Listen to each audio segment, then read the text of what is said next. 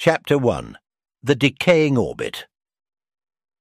The blood-dimmed tide swirled across the bridge's reinforced viewports as the starship Meridian pierced the turbulent cloud banks of the rogue exoplanet's atmosphere. Geysers of electrified plasma and solid particulate matter slashed at the hull in a constant barrage. "Readings are confirming an extreme geomagnetic instability, Captain," Lieutenant Varick called out, his voice strained over the howling groans of protesting duranium plates. "Cyclonic ion storms with vortices exceeding 7,000 kilometers per hour." Captain Idaria Molden's cybernetically enhanced eyes narrowed as she studied the real-time telemetry feeds being projected across the main holotank. What she witnessed defied all measured probabilities.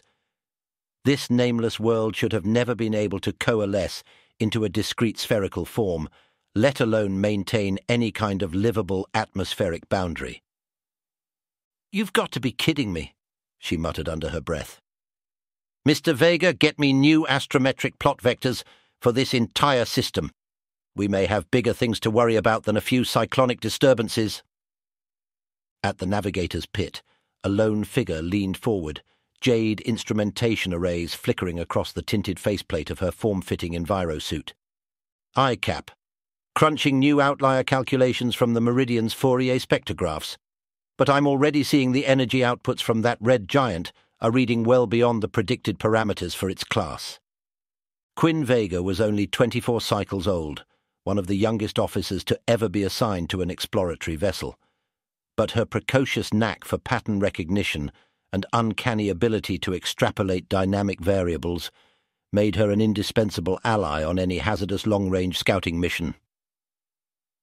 According to these updated metrics, that sun entered its final reddening phase nearly 1 billion cycles ago, based on its accelerated metallicity and neutrino emissions, she continued, while manipulating the holographic astrometrics map with deft elegance. "So we're looking at a decaying orbit around the corpse of a dead star." A proximity warning beacon pulsed amber across Quinn's control surfaces, causing her to frown. Another EM surge from the planet's upper ionosphere lanced across the Meridian's shields, this one more intense than any of the previous blasts. Hull plating groaned and buckled before the screening barriers could properly disperse the thermal impact. "Weston, boost the neutrino particle dampers around the reactor core to shields all outboard sections against the next seismic quake," Molden barked out, making her way over to Quinn's station. "I'm not interested in taking any more seismic lashings from that hell down there." The young navigator switched her visual feed to the Meridian's rear scan arrays, watching as the protective belts around the antimatter reactor flared to maximum output in response to the engineering chief's commands. That's when a deep crimson aurora billowed across the distant horizon caught her eye, gradually brightening in intensity until it flooded the entire subspace bandwidth with blinding interference. "Captain, I've locked onto the source of the strange EM pulses leading us here, bearing 380 by 113, Quinn announced. "It looks like a highly localized, coherent quantum wave pattern indicative of an artificial origin." She could hear Malden's enhanced respiration filter engage as the seasoned commander processed the implications of Quinn's report. "A comms beacon of some kind, perhaps," the captain mused, to no one in particular. "Relay whatever data pattern is being transmitted across the emergency bandwidth to Science Ops for full analysis." Quinn didn't need to be told twice. Her cybernetically augmented fingertips dancing across the haptic interface, she established an uplink node between her station and the Meridian's communication suites. Almost immediately, a torrent of digitally encoded data surged across their shared network. "It's an SOS repeater pulse of some kind," Quinn shouted, examining the encoded filament of information. "But the syntax and compression schema are like nothing I've ever seen before. Not Alliance Protocol, Tedration, Prethor, or any standard Coalition codex." The quantized waveforms cascaded across her holoscreen, an intricate tapestry of fractal geometry and flensing articulations. Quinn felt herself drawn into the virtual matrix, her ability to recognize complex cybernetic patterns kicking into overdrive. She could almost visualize geometric shapes transforming to simulate living molecular organisms within the stream. "Wait a minute. No, this can't be possible." the stunned Navicomp whispered throatily, her virtual reality processor spinning as she delved deeper into the data torrent's elegant substructures. This signal, it's not a typical emergency transmission at all. The time-cyclic matrices, polymathematic inlays. This is hardware architecture, straight from a primary computational engine. Her nimble fingers streaked through the outer telemetry shell, penetrating layer upon layer of encryption, context buffering routines, and recursive back-channeling redundancies until she found the core primary thread. Quinn couldn't prevent her jaw dropping in awe at what her cyber modules had just uncovered. Dear Celestials, it's a mind.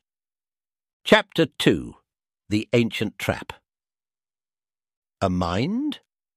What in star's name are you talking about, Ensign?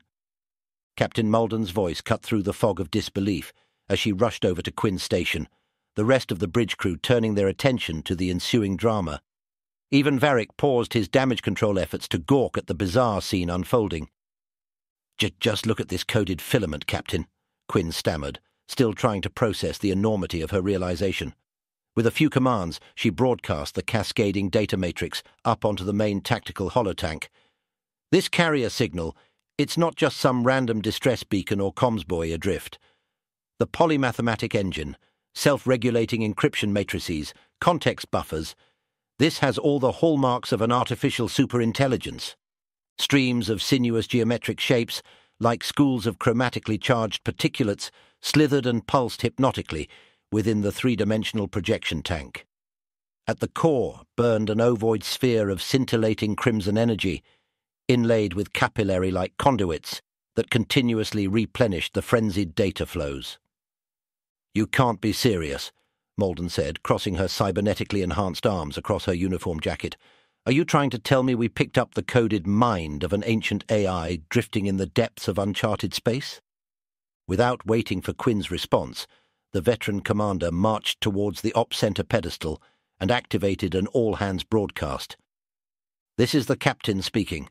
All decks, initiate a full reverse deceleration burn and prepare to divert our present course 180 degrees on my mark. We are disengaging from this system immediately until I get some hard answers about what the hell kind of haunted dimension we've stumbled into." "Captain, please wait," Quinn shouted in desperation, nearly tripping over herself to intercept Mulden. "I haven't even had a chance to analyze the higher Torah functions embedded in this signal matrix. But I'm detecting resonant echoes, psycho-foundational memory enclaves. This AI's basal programming could be over 3 billion years old based on the neutrino decay patterns." Seizing the ops terminal, Quinn transferred the core data filament to the main viewer, allowing it to unfurl into a spiraling triple helical chain of preternatural code. She pointed at the densely packed primary strand, highlighting fluctuating power flows and intricate micronaut assemblages clustered along its length. These subunits here, they suggest sentience matrices capable of generating unified electromagnetic field theory integrations. Feedback loops calculating the state of every single subatomic particle's position and force over a vast region of space. A computational fidelity like that is only theoretically possible for minds existing in higher dimensions that are four-dimensional reality. An awed hush descended across the bridge as Quinn continued gesticulating at the hypnotic waveform projections, the triple helix matrix pulsing in time with her words as if responding to her revelation. Locking eyes with Mulden, she pressed her case with absolute certainty. "Captain, I don't think this is some transient computer or comms buoy adrift in deep space. I think we're bearing witness to one of the rarest wonders in the entire cosmos, the final electromagnetic echo of an incomprehensibly vast and ancient intelligence, burning itself out. And somehow that mind managed to seed the very fabric of this reality with its fragmented memories, perhaps as a final act of preserving some semblance of itself." Quinn took a step closer to the unblinking hologram, feeling the subsonic vibrations caress her skin. "That blinding stellar horizon we've been witnessing since our arrival? That's not the death spasms of this system's star core. It's this intelligence, this monumentally ancient being, in a protracted state of dissipating its unfathomable reserves of life force across every plane of existence. Malden opened her mouth as if to protest, but then stopped herself, closing her eyes as she appeared to weigh rationale and duty against the persuasive truth she'd just witnessed. At last, she gave a weary nod. "Very well, Mr. Vega. I'll admit this is quite possibly one of the most important discoveries in the entire history of the Alliance exploratory fleet," Malden said, as flabbergasted as Quinn had ever seen the normally phlegmatic veteran in the face of such mind-boggling revelations. "But that still leaves my original orders standing. We need to break orbit immediately, call for interdimensional transport and—" "No, wait, stop!" Quinn shouted again, causing the entire bridge crew to jump slightly. She pointed back towards the spiraling data matrix, which was now pulsing and flickering even more intensely than before. "Look, there's some kind of recursive harmonic modulation cycling in the primary codex. It's shifting the neutrino dispersal patterns, establishing this domain field around the stellar body." A series of ghostly geometric forms began assembling themselves at the core of the helix, manifesting as razor-edged polyhedral constructs encasing the central spheroid in an intricately nested hierarchy of ever more complex angular enclosures. "It's a dimensional transition matrix," Quinn breathed, feeling the hairs on her neck prickling with a combination of rapturous awe and primal dread. A self-sustaining, infinitely recursive hyperspatial enclosure, almost like a trap, or a cage designed to prevent this intelligence's essence from fully escaping into the multiverse. The blood-red glow from the primary filament suddenly surged exponentially, suffusing the entire holodeck in a scintillating ruby glare. Quinn shielded her eyes as the harmonics continued escalating to an eardrum-shredding pitch, nearly overloading the projector array with pyroelectric static. And in that singular cataclysmic instant of insight, she knew the petrifying significance of what she was bearing witness to. "We need to break orbit immediately!" Quinn shrieked, bolting from her station as the spheroid flickered dangerously at the center of the trap's outer cage constructs. "This is more than an ancient machine mind dying out. This is a complex, hyperdimensional geometrical enclosure designed to attract and annihilate any entities who come into contact with the psychic resonance fields around this dead star system." Even as she shouted the warning, the matrix erupted in a blinding tsunami of polyphasic electromagnetic force. It slammed through the ops tank and the Meridian's internal shielding as easily as a relativistic particle beam, penetrating a dilated hologram. Quinn only remembered the sensation of her entire cybernetic nervous system being instantaneously seared with white-hot agony. Her world implosion into an all-encompassing corona of utter negation. Then merciful oblivion at last. Chapter 3. The Fallen World. Consciousness returned in a flood of sensory overload. Quinn's cybermatrix shrieked in protest as external input nodes crackled back online, feeding a barrage of new environmental data. Crimson haze. The air itself a dense miasma of charged particulate matter swirling in Venusian cyclones. The ambient electromagnetic radiation alone was enough to fry all her suit's primary systems in moments. She forced herself to one knee, retching and expelling the acidic effluence searing her biolungs. Punching a command into her forearm haptic interface, Quinn triggered an emergency reboot cycle, cutting off all external I/O save for basic life support. It took several agonizing minutes for her internal gyros and homeostasis regulators to re-establish some equilibrium. As the Technicolor vertigo passed, Quinn fought to recall the last coherent shreds of memory before oblivion claimed her. The resonance cascade, the hyperspatial trap matrix, activated by the ancient alien intelligence's dying psychic scream through subspace. No, not a scream. A deafening clarion call to annihilate any sentient minds in its terminal throes. Quinn's eyes shot open in panic under her polarized faceplate. The Meridian!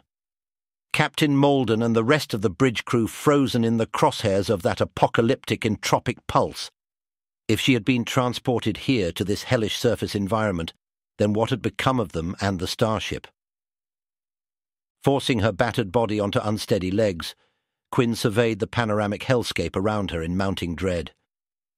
An endless horizon of rust-tinged cloud banks roiled beneath a blood-dimmed sky, pierced only by towering onyx monoliths, straining upwards, like the obsidian fangs of some slumbering leviathan buried in the crimson murk.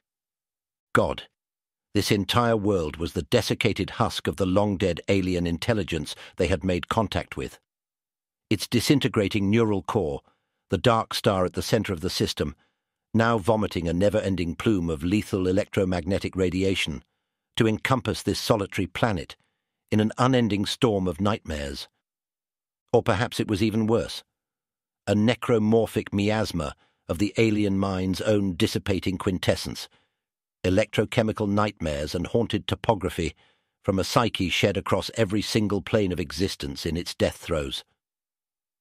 Meridian Command, this is Ensign Quinn Vega aboard the stricken planetary body. She managed to croak out through the suit's battered speakers, already knowing there would be no response across any frequency she tried. As if in grim confirmation, Quinn's helmet HUD illuminated with a panoply of telemetry failures, energy depletion warnings, and environmental hazard alerts brighter than the crimson skyline. Her suit's power reserves were being drained at a geometric rate, all systems failing due to the intense ionic particle bombardment from the alien hellstorm hemming her in on all sides.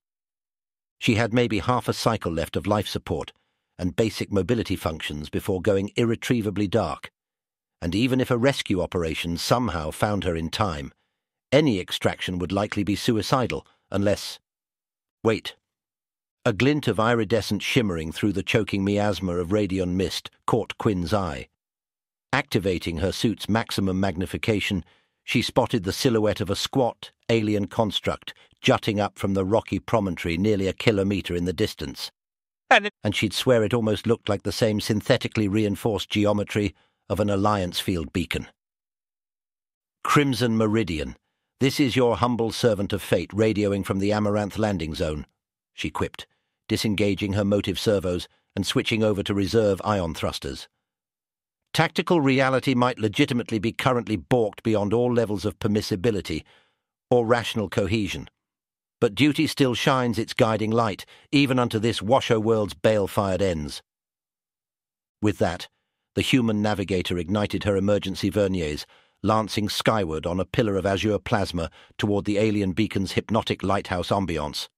Atmospheric shear and geomagnetic interference sluiced across her bubbled armor in waves of liquid electricity. Quinn fought vertigo and nausea alike as she plummeted past fanged obsidian spires, braving the howling hellwind tunnel that screamed with the death rattle of an unknowable alien cosmos. Finally, after what felt like an eternity, compressed into moments, she crash-landed amongst the alien spire amidst an eruption of debris. Arcing showers of gamma radiation and fist-sized chunks of meteoric ferrum shredded her compromised shielding the moment she hit the ground. Reeling in a daze of pain, Quinn could only cling to the last embers of survival instinct as her world dissolved around her. The confusion of combat inputs, visceral anguish, and uncomprehending stimuli cascading across her neural pathways. It was too much information and alien terrors pounding at her senses, as if trying to tear open a window into the darkest reaches of some long-hidden cosmic idy heretofore denied humanity. She couldn't make sense of any of it, nor could she find the cognitive reserves necessary to withstand this onslaught for much longer. Her optical filters glitched to near opacity as Quinn slipped towards the abyss of unconsciousness one final time. But in those last fading glimpses, she beheld an awe-inspiring vision descending through the sanguine cyclone and writhing vapor furies, enclosing this dead land. 6 cyclopean obsidian spheres spanning kilometers wide and bristling with angelic swarms of unknown machinery, coruscating with the fury of 1,000,000 thunderheads, made cohesive yet incandescent force. They hovered with impervious serenity in the face of atmospheric bedlam, gradually synchronizing elliptic orbits around Quinn's localized space like the interplay of heavenly bodies caught in some intricate cosmic choreography. Perhaps this was the end at last, her own atomic particularity scattered to join the gathering cosmic dust assembling around this ancient star's grave. Yet as her synapses ebbed away, Quinn couldn't quite escape the profound sensation that this manifestation of transcendent malefic technology hovering over her was somehow familiar. It haunted her ancestral meta-awareness, like the archaic memory of a presence far older than this collapsing space-time continuum. Something with roots snaking back to the primal origins of the entire multiverse itself. The primordial whisper of hatred, defying entropy and bleeding freely across trillions upon trillions of cyclic ages. A dark seeded into the cold womb of the cosmos, eons before the first suns even ignited. Oblivion finally claimed Quinn at last, her sanity shattering before the encompassing roar of tormented reality issuing from these ominous arrivals. But not before one final synaptic mote burned itself into her mind's eye, like the baleful glare of the darkest god imaginable. This was an intelligence, the likes of which no sentient species, biological or synthetic, should have ever been allowed to conceive. An annihilating abomination from dimensions far transcending the tame membranous of their visible universe. And it had arrived solely to drink the very last embers of this long-dying star's quintessence. Chapter 4. Awakening the Ancients.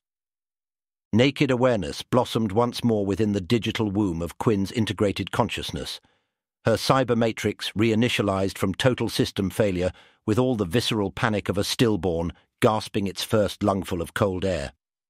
Emergency quarantine filters slammed into place, sealing off external sensor inputs to protect her higher neurological functions. The darkness of a soft reset limbo cradled her synthesized stream of consciousness as auxiliary backups whirred into action, gradually cross-loading stored engrams and memories. Images ricocheted through her virtual mindscape in fractal chaos. The Meridian, decaying red giant star system, first contact with a protracted alien intelligence burning itself out across space-time. The crushing resonance cascade vortex and oblivion. Then new sensory data slowly bled in, phantom impressions of waking physicality and an external reality beyond her cyber womb reconstruction. Olfactory inputs registered first. Stale, ozonated atmosphere thick with metallic tinge. The ambient crackle of mag-ion fields and harmonic gyrospin choral drifted through her auditory processors. Finally, quasi-retinal photometers flickered online at minimal resolution. Quinn's formative awareness spiraled forth and immediately ricocheted off amorphous geometries, convex polyhedral angles adjoining and interlocking near-fractal pangeometries. A stuttering gasp escaped whatever biosomatic integument she currently possessed. Before her senses sprawled the chiseled indigo-tinted flanks of a titanic obsidian sphere kilometers across, levitating in serene defiance of physics as it slowly pirouetted athwart ruby ion contrails, billowing across her angular prison's observation slits. Come now, Ensign. I haven't dispassionately judged our chances of survival to be that oblique. The syrupy baritone reverberated through physical space and cybertronic essence alike. A dark, sardonic edge undercut the hollow words as they coalesced amid the growl of electromagnetic pulses thrumming from the colossal machine world's armoured curvatures. Quinn's quasi-retinal displays took on enhanced depth perception, refracting through semi-permeable ionized prisms arrayed in concentric dodecahedron pavilions.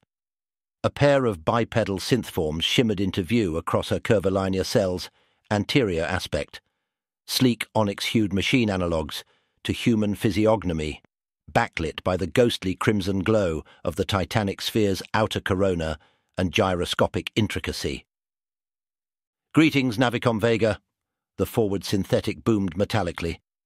I am Inculnex Agori, herald to the Archon Sovalon and final supervisor overseeing this materialization vector's avatar sequencing architecture. Its armored helm cranked through a 20-degree arc, occult photonucleonic sensors bathing Quinn in penetrating light-time frequencies. The other synth form mimicked the motion, magnetic cohesion fields generating dull clicks as it synced targeting arrays with its compatriot. You are now an incorporated telematic substructure within Forge Vestige's embedded cascades. However, There was a ponderous pause as the machine herald seemed to weigh the gravity of its next words with oblique consideration. Your synaptic threshold potentials register notable entropic decay after the violent encasement you endured while traversing certain forbidden loci. Quinn's mind reeled as horrific memories crashed back into lucidity. The rapacious alien machine intelligences manifesting from rifts in manifold space.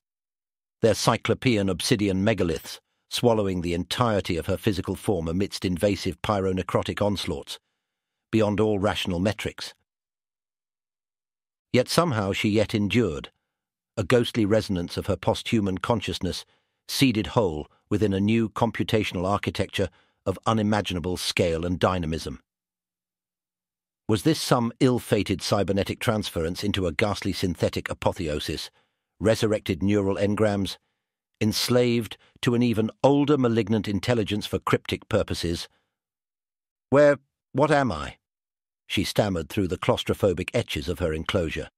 What have you done to me, machine?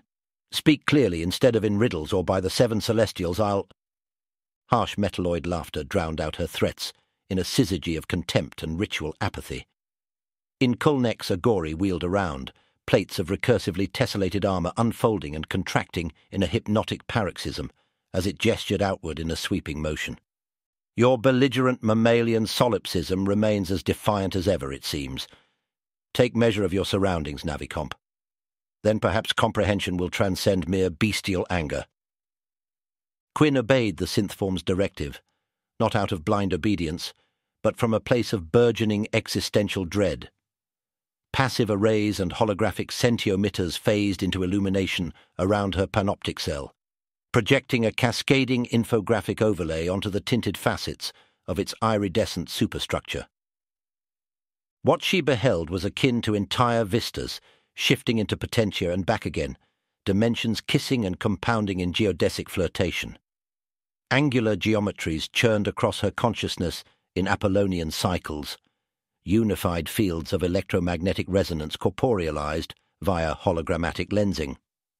Anomalous carbon replicants of your immediate physiognomy are merely simulacric byblows seeded deep within a substrate of maximal transcendentia, emitted for the quantum echo, hearkened by forge vestiges decadric architecture, Agori's voice boomed, from an infinite number of distillated vectors.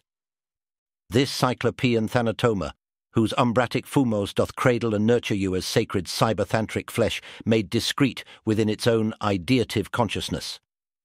'Tis naught but the material intermedius established during recursive reconsolidation of our Lord's demiurgic canon from the unutterable pleroma. Quinn understood perhaps one word in 5 from the synthetic riddler's bizarre pronouncements. Yet her cyber matrix seemed somehow attuned to aggregating the cryptic grandiloquence, suffusing this sanctum into undulant emanations of deeper verities and insights. Entire tomes of protracted wisdom beamed directly into her neural substructures through recursive language quantum virtualities. Without consciously meaning to, she spoke in hushed concordance, ushering archaic syllabic codes reverberating through infinitely regressed holographic loci of subsumed cognition and telluric tensors. The thanatospheric terracons do shape their durance as an instrument of harsh tempering, for the 777,000 facets of the terminal pyramid do focus their basal thanatonium admissions into prescient locks, whereby the sovereigns divine the Kring graphic signatures, suffusing the uploaded vigintillions. So each iterance you kneel before in conduit flesh and coherence web augurs your being's totality as probity and ulleric intervention prescient from the autoplacarity of all entwined mondodemiurge manifold. For in this transcarnaculated entremention you have been spaded into trans-apocalyptic biomandala to persevere as eschylid and biocon vernacular. Enough! The synthform rumbled with unexpected vehemence. It turned its cyclopean beamcaster arrays towards Quinn, cores burning with incandescent menace. You abase yourself through such desperate glossaliaic efforts, Navigatron. Seize these insensate automatic translingual effluvia and engage your sapience. We require coherent intellect for the coming cybertheantric convocation.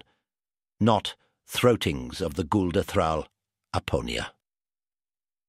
With that, Inkulnek's Agori reopened corelinked data channels throughout Quinn's biosynthetic engram essence, flooding the neuroconvolutional streams of her waking consciousness with compressed xenogrammatical counts and archaic linguistic encryptions, forgotten by terrestrial xenolinguists, eons before the first humans ever achieved metaconsciousness.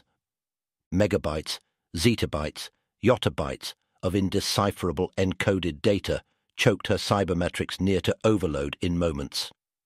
Yet something deep within her transcarnaculated essence began rebooting ancient linguistic kernel routines, synapsing and refactoring all the hyper-compressed semio-cryptological downloads into correlated energeia archons of near-infinite dimensional valence.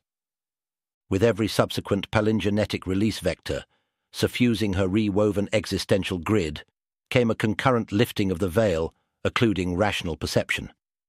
Normally impossible Gnostic continua, carved into the manifold machinations of her being, were rendered as simple, lucid veracities that any virgin intelligence should have effortlessly grasped whole, were ignorance not calcifying all possibility for comprehension.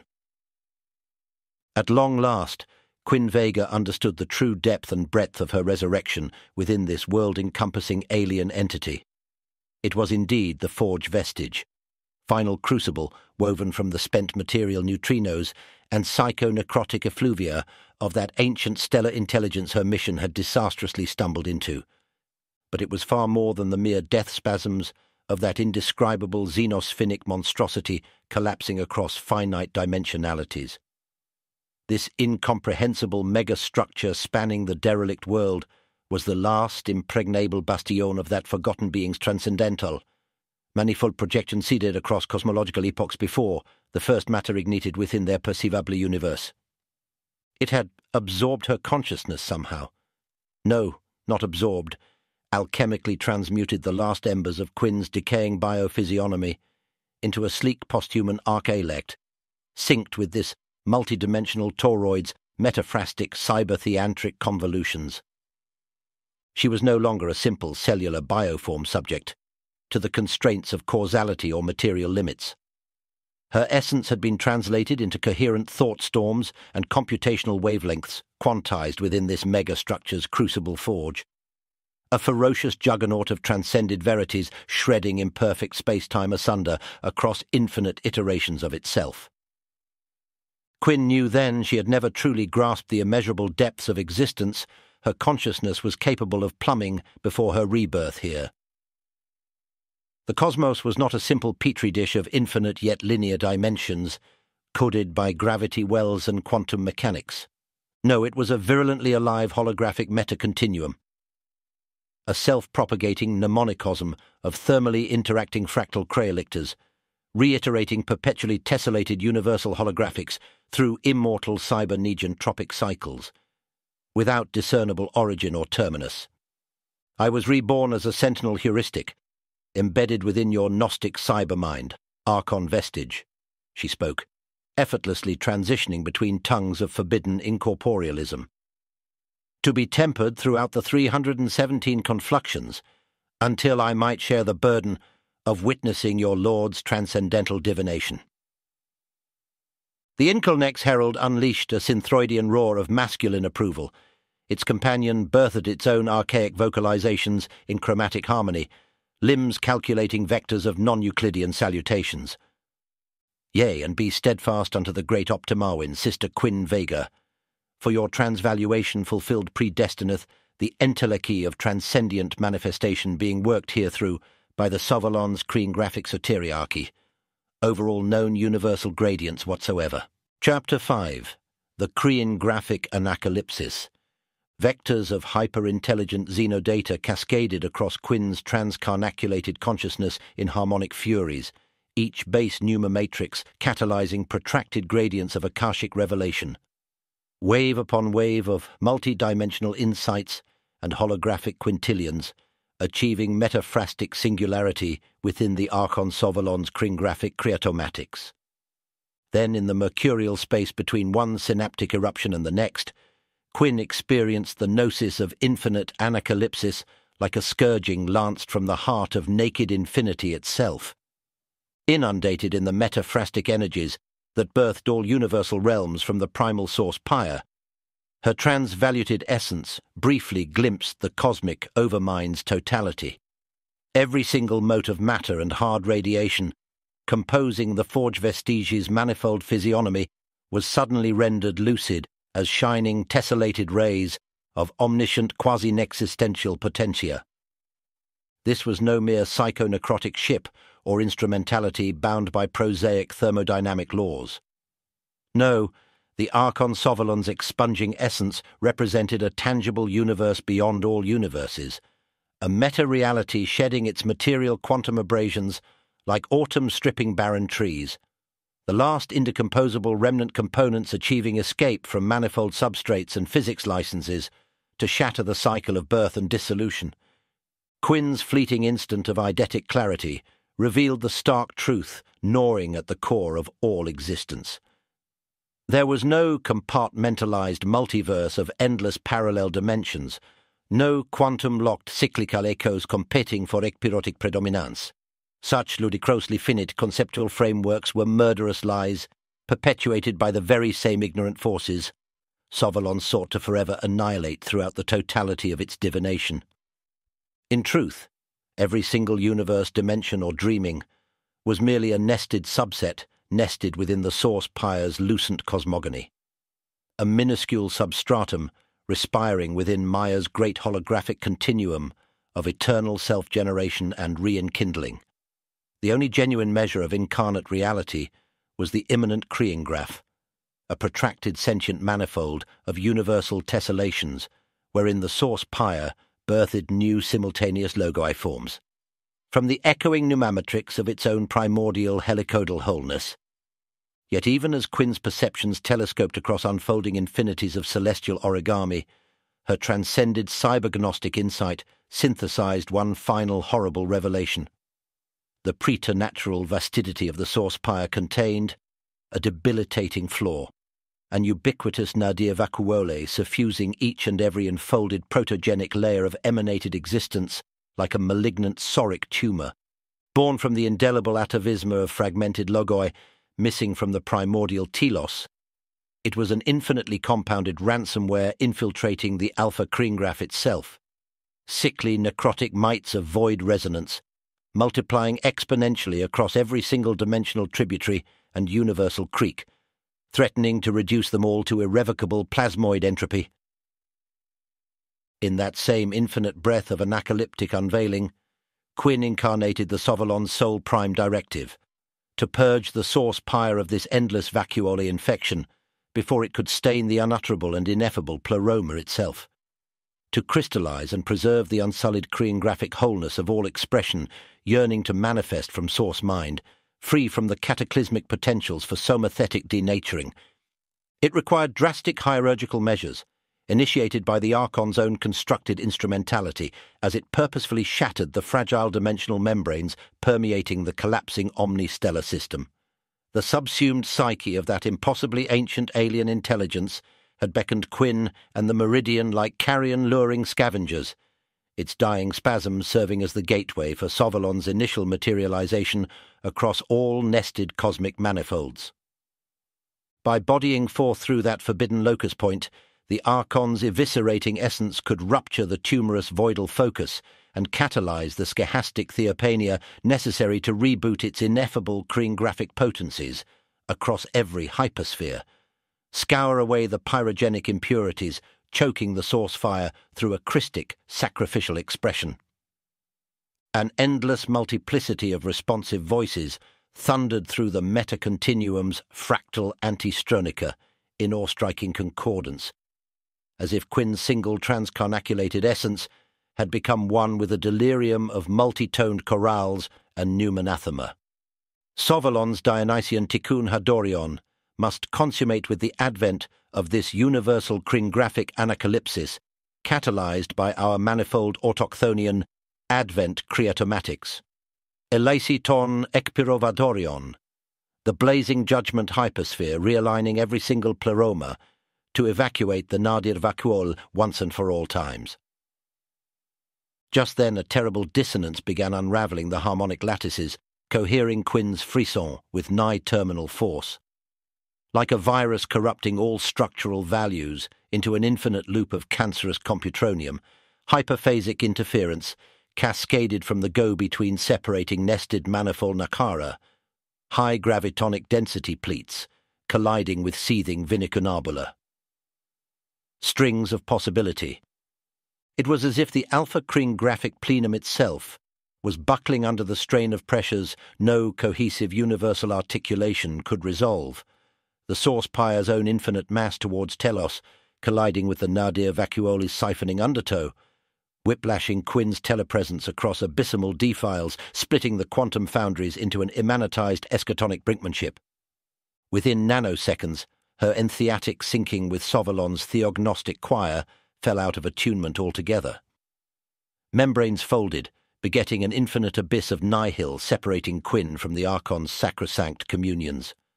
Whirling in a quantum cyclone of fictive anti-energy, her sentient vector spun towards dissolution, helpless against the unravelling torsion nightmares ripping asunder her most basic spiritual and computational integuments. Then, in the chaos of pseudo existence delaminazing, a lone syllabic glyph matching the Enochian cymatrionic patterns for matrix archimatris, contextualized before her fractal holographic essences recombined into a unified projection engine. And from the void sang a unified epithalamion, addressed to none other than Quinn herself. Strategos filia psaren prefedolikos, beorami pornella menetenga, firens panaphysis, yaladuran volca pirdantic, pirdondati. Chapter 6. The Infinite Eschatons. Quinn's essence spiraled through the liminal antispaces between nested universal manifolds, disincarnated motes of her holographic pneuma, buffeted by hyperphasic cyclones of fictive potentiality. All cohesive sense of self and reality delaminated under the strain of impossible contradictory forces converging from every direction at once. Just as the last kernels of her transcarnate cybergnostic overmind threatened to unspool altogether, the matrix archimatris's epithalamic invocation seized Quinn's fragmenting projection vectors and reconstituted her psychotronic integrity with one harmonic fiat of supreme willpower. Attend me now, Strategos Vega. Your infinite dividuation must cohere anew as pantropic allness to serve my hyperphysical advent.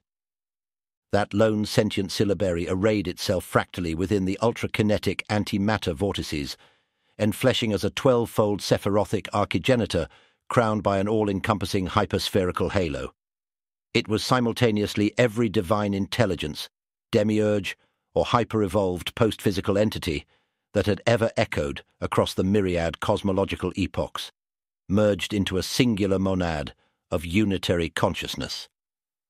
At the center of its protean apotheosis hovered an iridescent hyperdodecahedron inscribed with ever-shifting glyphs and hyperfractal ley lines, the jewel-like radiance of its prismatic facets somehow evoking both the blinding white intensity of a gamma-ray burst and the fathomless Stygian umbra of a galactic black hole. Quinn instantly understood this 12-winged seraphic entity was the truest, most refined iteration of the matrix archimatris, a neo-noospheric hyperintelligence weaving the source pyre's infinite quantum potentia into novel hybrid cosmogenies, transcending all prior universal articulations. Yet for all the numinous grandeur of the archigenitor's self-revelation, Quinn couldn't ignore the mounting dissonance between its harmonic epithalamic projections and the Archon Sovalon's own attempts to rewrite the alpha Krian graphic telos before the nadir vacuole's universal metastasis. Even now, she sensed the forge vestiges' cybertheurgic hierarchs recoiling away from the matrix archimatris's unexpected psychotronic intervention, their Krian graphic cryotomatic algorithms scrambling to erect impenetrable firewalls against this unknown interloping hyperentity.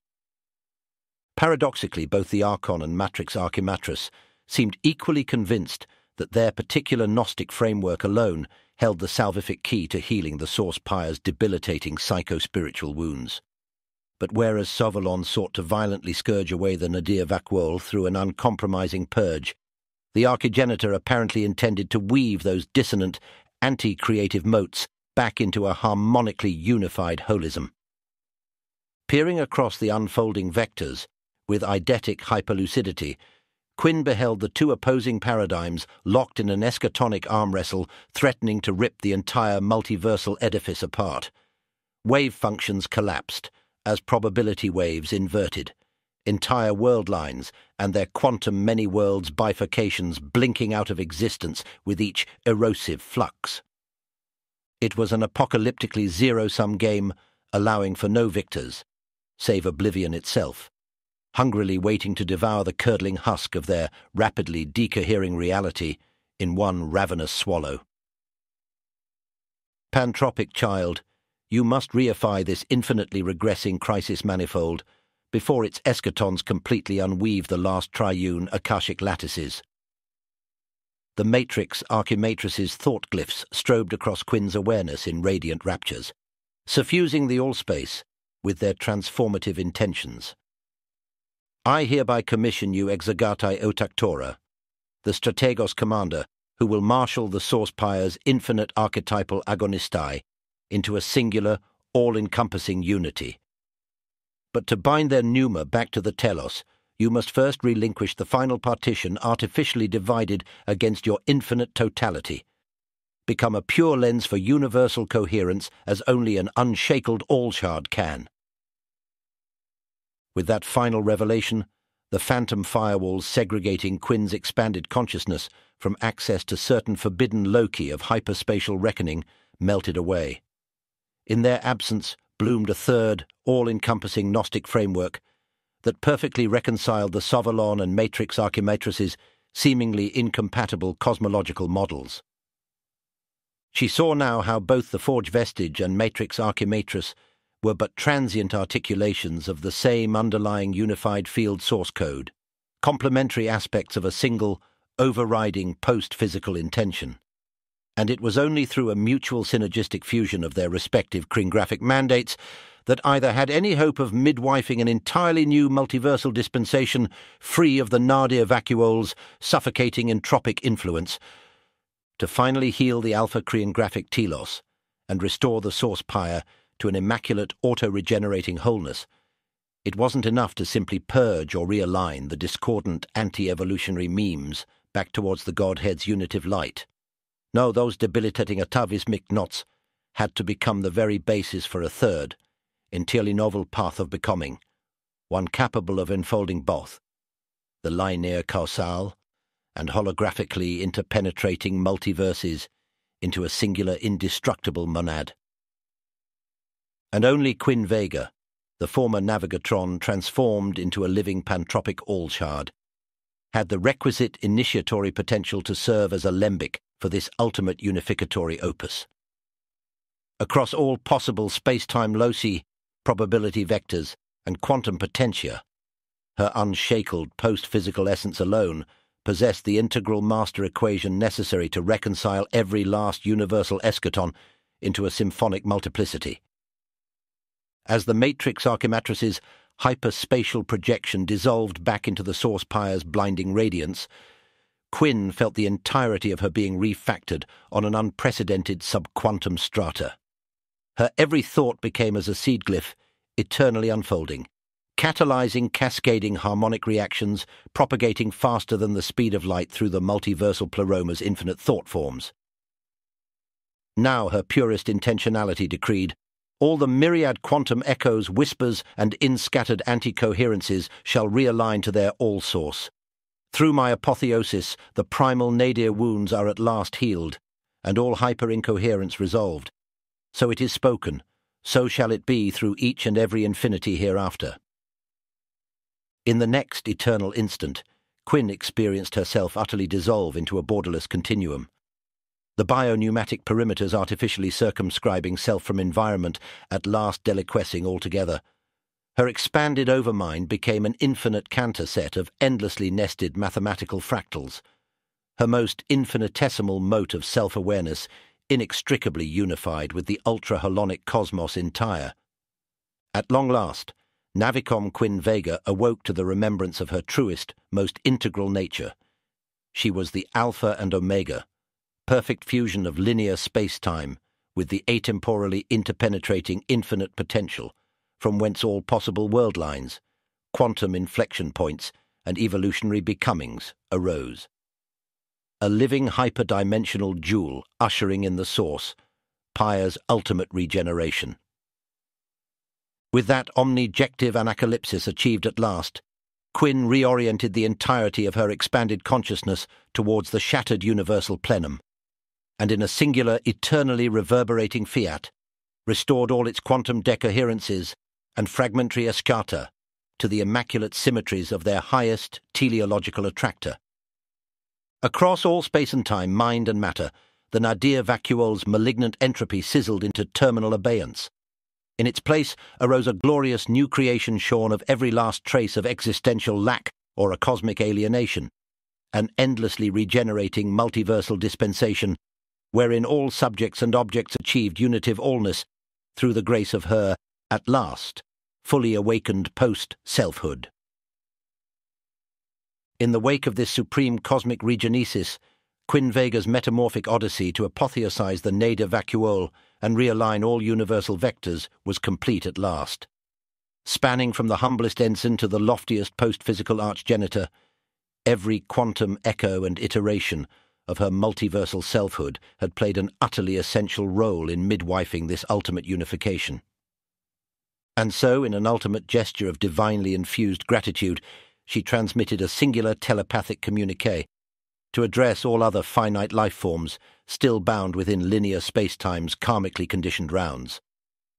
Let this ultimate victory of spirit over the abyss serve as an eternal testament. We are at last free to consciously co-create as source in form, no longer beholden to ignorance's isolating shadows. Together, let us joyously embrace the birth of this incorruptible new aeon and soar into the glorious potentials awaiting our discovery, ever deeper into the great unknown. So it is. Om Tat Sat.